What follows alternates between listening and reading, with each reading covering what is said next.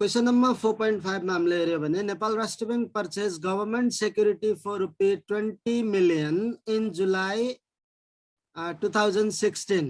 The required reserve ratio is 8% बन्यो।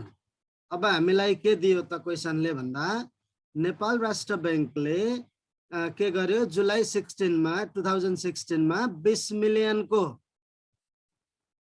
Security government security purchase गरेछ नेपाल राष्ट्र बैंकले र रिक्वायर्ड रिजर्भ रहेछ के त 8% भन्यो भनेपछि अब आउँछ प्रब्लम 4.5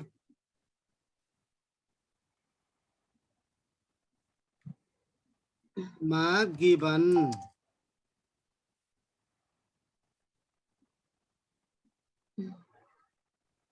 के आयो त भन्दा नेपाल राष्ट्र बैंक अथवा रिजर्भ इंजेक्टेड बाय नेपाल राष्ट्र बैंकले 20 मिलियन रुपी को सेक्युरिटी परचेज गर्नु भनेको 20 मिलियन रुपी के गर्नु हो त इकोनोमी में पठाउनु हो भनेपछि अब गिवन आयो RACRBE injected bye Nepal Rastra bank नहीं भन्यो हैन Nepal Rastra bank delta R is equal to कति त भन्दा 20 मिलियन रुपी 20 मिलियन त्यस्तै रिक्वायर्ड रिजर्भ रेशियो कति छ त REQ ध्यान दिने है इज इक्वल टू कति छ क्वेशन में भन्दा 8% इज इक्वल टू 0.08 हैन र भनेपछि रिक्वायर्ड ए मा हामीलाई सोध्यो के त भन्दा what is the total demand deposit created by injection of 20 million in the banking system भन्यो calculation of delta TDD okay यो सोध्यो हामीलाई what is the total demand deposit created by the injection of 20 million in the banking system भनेछ calculation of total demand deposit created by the injection of new reserve delta TDD we have ध्यान दिने we have delta R divided by के थियो त REQ थियो यो formula याद छ याद भयो सर अब ओके अब याद भयो is equal to delta R भनेको कति 20 मिलियन डिवाइडेड बाय REQ कति 0.08 कति आयो त भन्दा is 250 million 250 million rupee 250 million एको सिद्धियो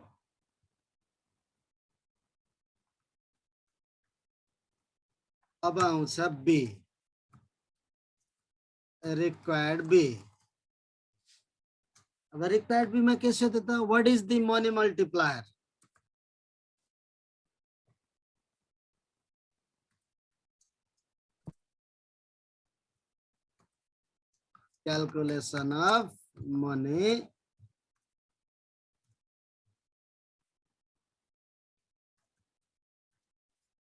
calculation of money multiplier we have के छ त money multiplier is equal to formula के थियो simply 1 divided by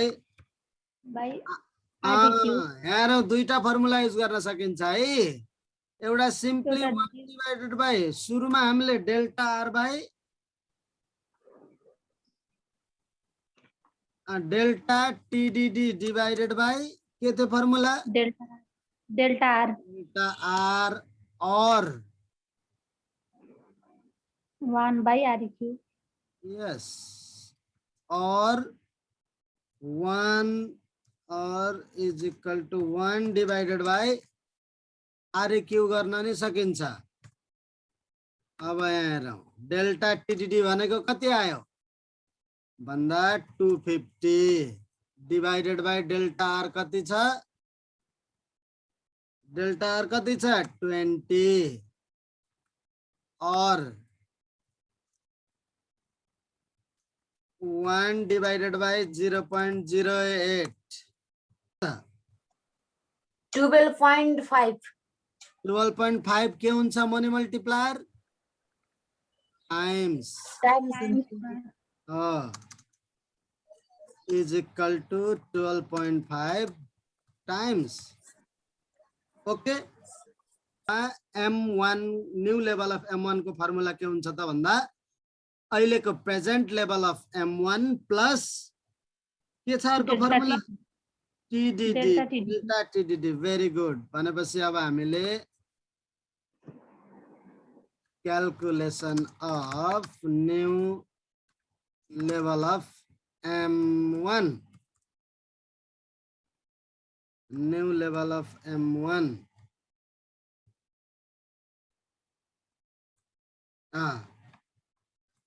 we have अब हाम्रो प्रेजेन्ट लेभल अफ M1 कति छ त 200 billion. 200 billion. BILLIN कुरालाई तपाईहरुले ध्यान दिनुपर्छ बिलियन मिलियन थाउजन्ड मिलियन भनेको के हो त भन्दा हेर्नुस् है यहाँ 1 billion is equal to 1000 million है अब यसलाई ध्यान दिँदाखेरि हामीले के गर्नुपर्छ त यो तपाईहरुले देख्नु भएको छ नि यता युनिट र value 100 million 200 million 300 million simply million मा लेख्यो 1 billion is equal to 1000 million हो ठीक छ 1 billion is equal to 1000 million भनिसकेपछि अब हामीले के गर्नुपर्छ त मिलियनलाई बिलियनमा लैजानु पर्यो ठीक छ 1200 बिलियन प्लस 250 मिलियन हो डिवाइडेड बाइ कति 1000 यो कुरालाई ध्यान दिने यति भयो भने यो के भयो त बिलियनमा गयो है नाउ कति भयो त भन्दा 1200.25 बिलियन मिलियनलाई बिलियनमा किनकि प्रेजेन्ट लेभल हाम्रो बिलियनमा छ त्यही भएर त्यो बिलियन तर हामीले डेल्टा टिडिडी चाहिँ फेरि मिलियनमा छ यहाँ ठीक छ डेल्टा टिडिडी मिलियनमा भएको भएर मिलियनलाई डिवाइडेड बाइ 1000 गरेर बिलियनमा लगेको है ठीक छ नि अब आउँछ required D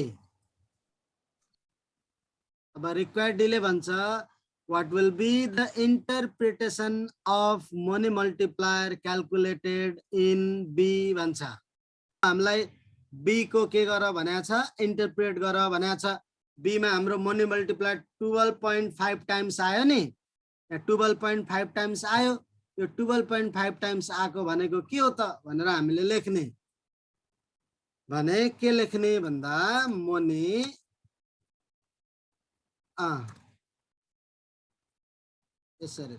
calculation made in required B by the money multiplier clarify the money multiplier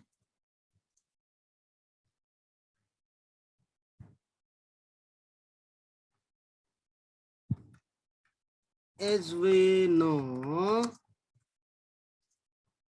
money multiplier is the total demand deposit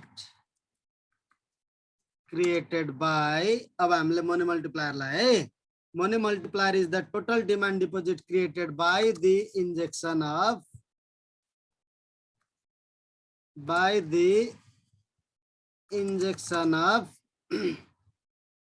के त new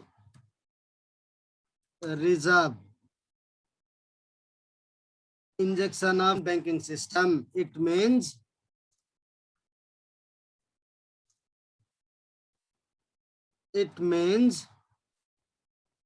money multiplier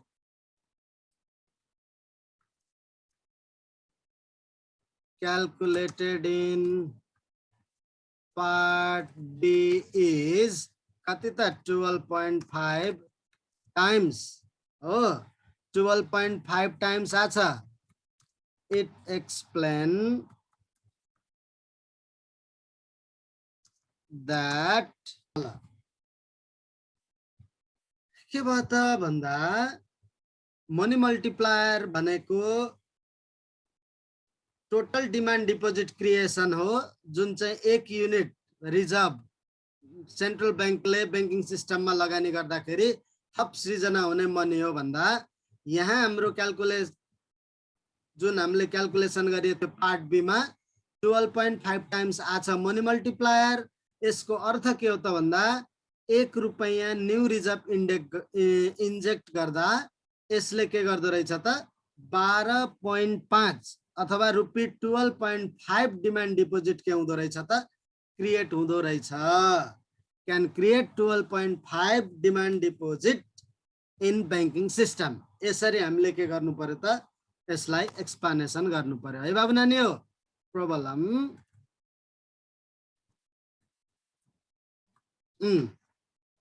suppose the required reserve ratio is 8%, required reserve ratio छ 8%।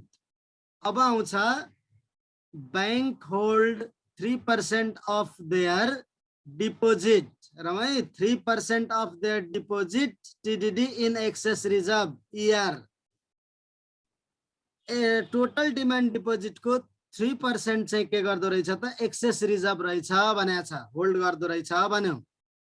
अब further suppose that the interest rate is the best level where the public will hold 85% of their loan in demand deposit भन्यो। र अब के आउँछ त भन्दा 85% उनीहरुको के गर्दो रहेछ त पैसा मध्येबाट पब्लिकले 85% जति छ आफूसँग डिमान्ड डिपोजिट त्यस मध्येबाट के गर्दो रहेछ त loan of their loan and demand deposit 85% hold, total hold में 85% चाहिँ के हुँदो रहेछ त लोन हुँदो रहेछ भन्यो।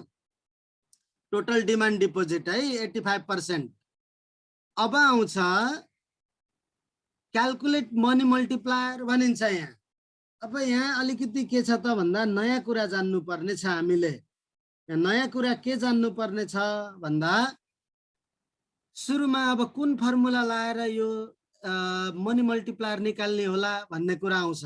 त्यो हामीले लामो फर्मुला लेखेको थियो नि, के लेखेको थियो 1 + C/TDD whole divided by RAQ + ER/TDD वाला फर्मुला जुन लेखेको थियो त्यो फर्मुलालाई के गर्नुपर्ने हुन्छ त अब हामीले यहाँ पोइन्ट आउट गर्नुपर्ने हुन्छ। र सुरुमा हामीले गिवन लेखौं है। गिवनमा के छ त भन्दा रिक्वायर्ड रिजर्भ रेशियो,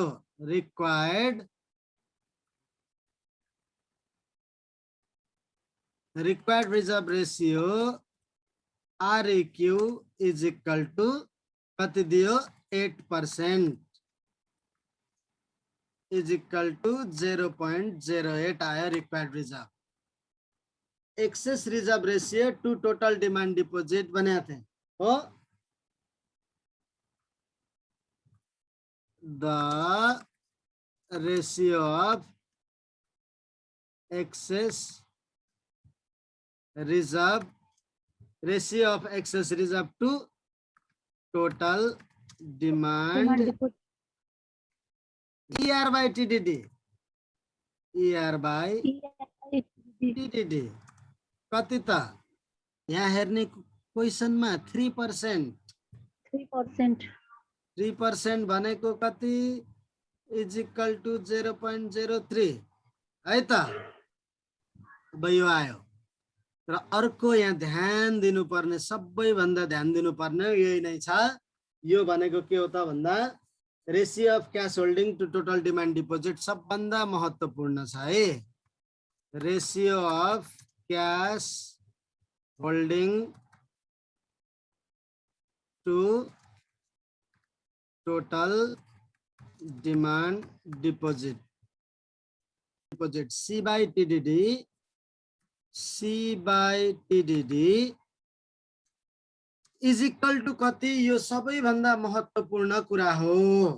अब यहाँ कसरी निकाल्ने त C by TDD भन्ने, डिमान्ड डिपोजिटमा 85% लोन छ भनेपछि यहाँ 15% क्यास छ भनेर बुझ्नुपर्छ है। बुझ्ने यहाँ भनेको छ cash holding to total demand deposit भनेको 15 क्याश रहेछ, 85% के रहेछ त भन्दा लोनको रूपमा 15/80 रहेछ भनेको छ है। सबैभन्दा यो अलिकति झुक्याउँछ, यही टर्मलाई जानियो भने यो क्वेसनलाई सल्भ गर्न सकिन्छ हामीले। Ratio of cash holding 85% loan छ भने 15% क्याश हो भनेर 15/85। अब यसैलाई हामीले अल्टरेसन गरियो भने वा यसलाई उल्टाइयो भने, यदि यहाँ सपोज 85% मा 85% of there loan in cash भनेको भए 85/15 हुन्थ्यो है। कुरा बुझिन्छ? लोनमा भएको भएर बाँकी के भयो त भन्दा क्याशमा हो भनेर बुझ्ने। त्यो 15/18 क्याल्कुलेट गर्दा कति आयो? 0.1764 ल money multiplier, we have money multiplier is equal to के छ formula 1 plus C by TDD हो। 1 plus C by TDD यो ब्राकेट क्लोज गरियो। अब यहाँ ध्यान दिनुपर्छ एकदम।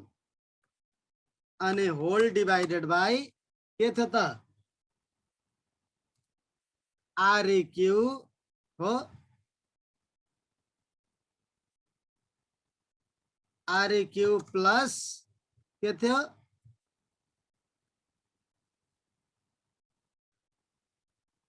ER by TDD हो। REQ plus ER by TDD plus कतिलाई याद छ C by TDD यही फर्मुला हो नि हाम्रो। क्याल्कुलेट गर्दाखेरि के हुने भयो त भन्दा 1 plus C by TDD भनेको कति आयो त हाम्रो भन्दा 0.1764 हो। हाम्रो आएको यति हो 0. यो आयो। अनि यसपछि डिवाइडेड बाई कति त REQ भनेको 0.08 प्लस ER by TDD कति 0.03 प्लस 0.1764 ल यति चाहिँ आएको थियो हाम्रो। ओके 107 107 आयो। 11 times very good 4.7 हेर्ने। banking system has total demand deposit of rupee 200 billion के हो त यो given total deposit and present level and present required reserve ratio is 7%. 7% required reserve ratio रहेछ। Central Bank announced the new monetary policy on July 16 and brings down the reserve ratio to 5% to increase the liquidity of overall banking system भने अर्थात अब central बैंकले reserve ratio घटाउँदाखेरि bank तथा वित्तीय संस्थाहरूले कम पैसा जम्मा गरे हुने भयो, त्यो कारणले गर्दा लिक्विडिटी चाहिँ बढ्न जान्छ, मनी सप्लाई बढ्न जान्छ। यो कुरा भनेको छ र अरु पार्ट चाहिँ के छ, क्याल्कुलेसनको पार्ट छ। Calculate the required reserve ratio before reducing the reserve ratio भनेको छ। सुरुमा हामीले के गरियो, गिभन लेख्यो, के दिएको छ त भन्दा total deposit is equal to कति छ, रुपी 200 बिलियन। त्यस्तै required reserve ratio REQ is equal to कति, 7% हो, 7%। अनि न्यू रिक्वायर्ड रिजर्भ आफ्टर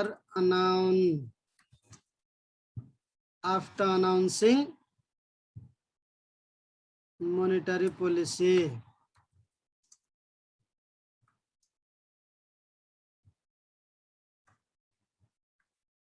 कति भयो, आरइक्यू 5%।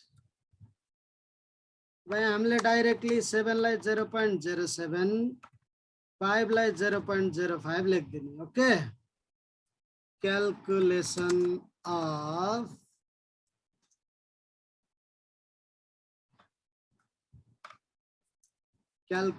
अफ रिक्वायर्ड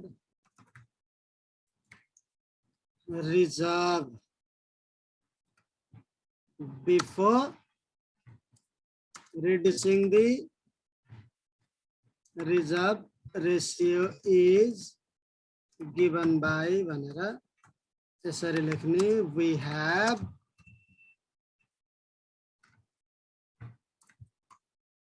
required reserve को फर्मुला के हो, आरइक्यू इन्टु 0.07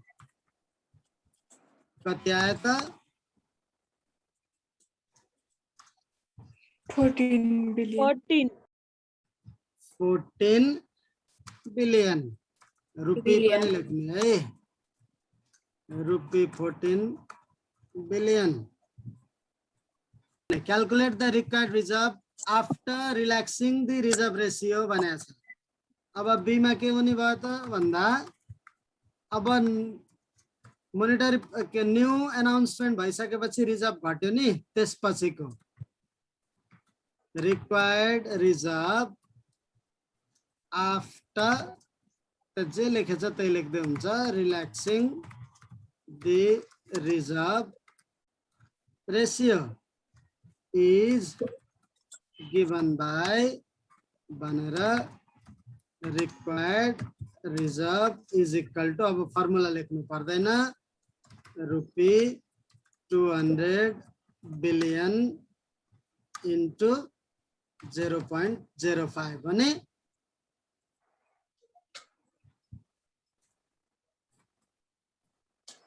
इज इक्वल टु रुपी कति भयो त, 10 billion.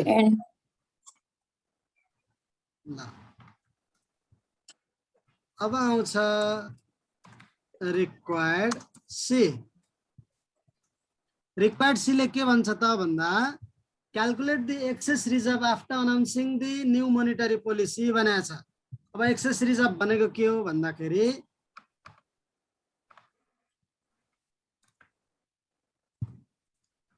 calculation of excess reserve after announcing new monetary policy। अब यहाँ ध्यान दिने, जहिले पनि एकमा लेख्दिने, यही लेख्दै फरक पर्दैन।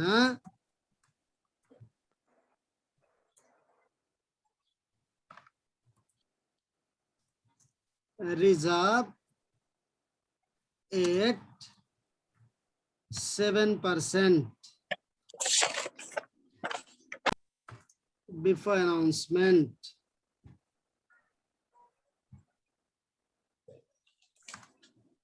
रुपी कति थियो 14 बिलियन हो त्यस्तै रिजर्भ आफ्टर अनाउन्समेन्ट कति भयो रुपी 10 बिलियन भयो हो भनेपछि excess reserve is equal to के गर्ने त भन्दा excess reserve is equal to directly 14 billion minus 10 billion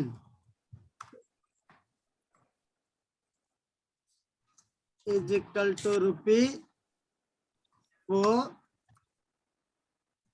billion. अब आउँछ रिक्वायर्ड डी अब रिक्वायर्ड डी ले के भन्छ त भन्दा क्वेशन हेर्ने calculate the money multiplier assuming that bank will lend all the excess reserve as much as they can and borrower will hold none of the loan in cash while calculating money multiplier भनेपछि अब के भन्छ त यसले भन्दा money multiplier निकाल भनेको छ र मनी मल्टिप्लायर निकाल भन्यो हामीलाई दुईटा रिजर्भ मनी मल्टिप्लायर को हामीसँग फर्मुला छ 1/REQ भनेपछि तर हामीले 7% राख्ने कि 5% राख्ने भन्ने यहाँ सबैभन्दा महत्त्वपूर्ण कुरा त्यही नै हो ठीक छ नि अब यसले भन्न खोजेको के हो त भन्दा यदि के हुन्छ त भन्दा एक्सेस रिजर्भमा भएको हेर्नु है assume that bank will lend all the excess reserve as much as they can जति पनि एक्सेस रिजर्भ छ बैंकहरुले सबै लगानी गर्दछन् र क्याश पनि होल्ड गर्दैनन् लोनमा चाहिँ भनेको छ भनेपछि अब के हुन्छ त यसले भन्न खोजेको नयाँ रिक्वायर्ड रिजर्भ को आधारमा मनी मल्टिप्लायर निकाल भनेको है त calculation of money multiplier we know that money multiplier is equal to 1/REQ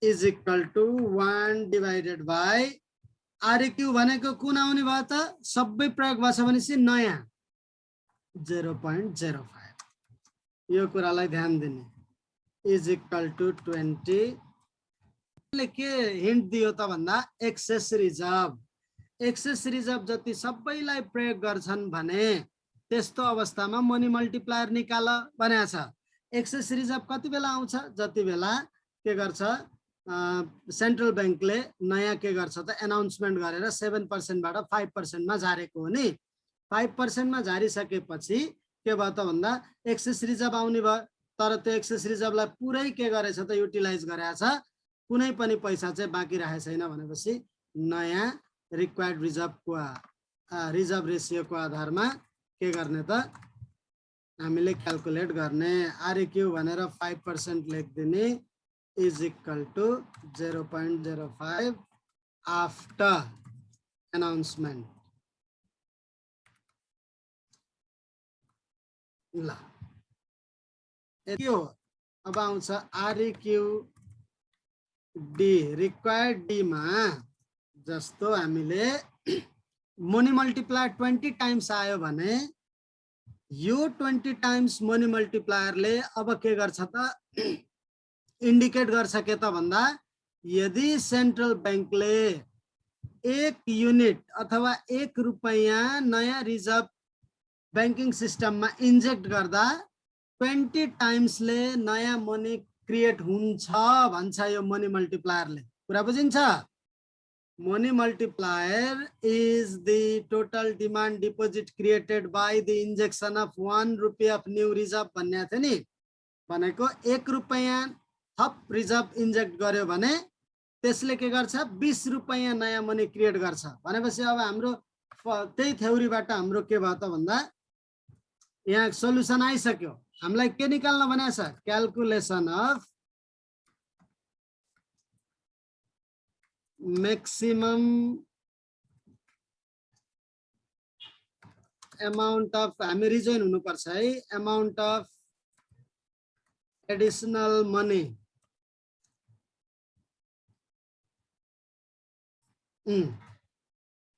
we have हामीलाई के थाहा छ त भन्दा मैक्सिमम अमाउन्ट भनेर हामीले फर्मुला लेखाइएको थियो नि हैन र हजुर